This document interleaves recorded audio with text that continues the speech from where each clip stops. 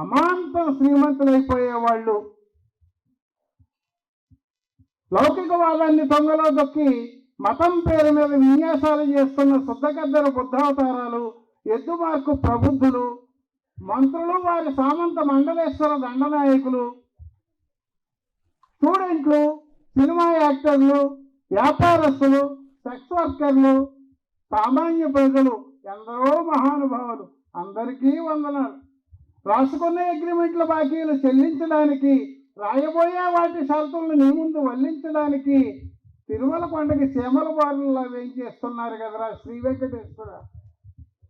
Tour బయలుదేరితే గుండు కొరుగుడు, తారెత్తి పాసనాలు బయలుదేరితే గుండు కొరుగుడు, వార్డు మెంబర్ నుంచి పార్లమెంటు మెంబర్ దాకా గెలిచిన ప్రతివాడు నీ కొండకొచ్చి గుండు కొరిగించుకునేవాడే కదరా. పరీక్షల్లో పాస్ అయితే గుండు కొరుగుడు, ఉద్యోగం వస్తే గుండు కొరుగుడు, వచ్చిన సస్పెన్షన్ రివర్సల్కి దేగితే గుండు కొరుగుడు, పిల్లికి బిచ్చానికి అన్నింటికీ గుండు కొరుగుడే కదరా. రూపాయలు ఇస్తే తప్ప నీ రూపం కనిపించదు, పైసలు విసిరేస్తే తప్ప నీ ప్రసాదం లభించదు.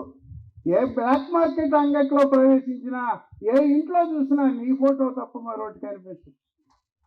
అవునులే, చేసిన నృత్యా పనులకి, కూర్చున్న తప్పుడు గోతలకి నీ ముందు సాగిలపడి నమస్కారం పెట్టద్దు.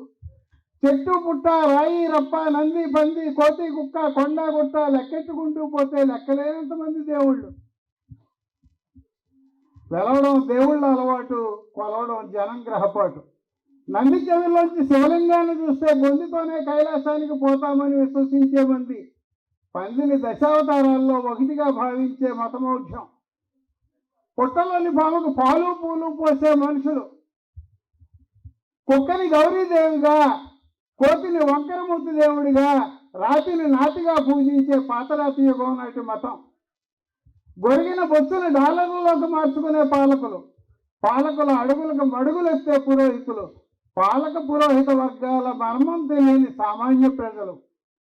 ఇది దేశమా, లేక పాలక పురోహిత వర్గాలు కలిసి దోచుకునేందుకున్న కోశమా, లేక మానవ కంకాళాలు వికటాట హస్తం చేస్తున్న శ్మశానమా?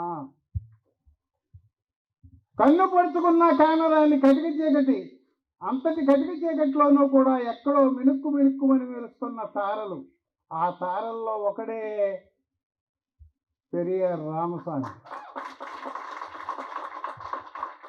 ఆ రామస్వామి వారసులుగా ఇక్కడ హాజరైన మీ అందరికీ కూడా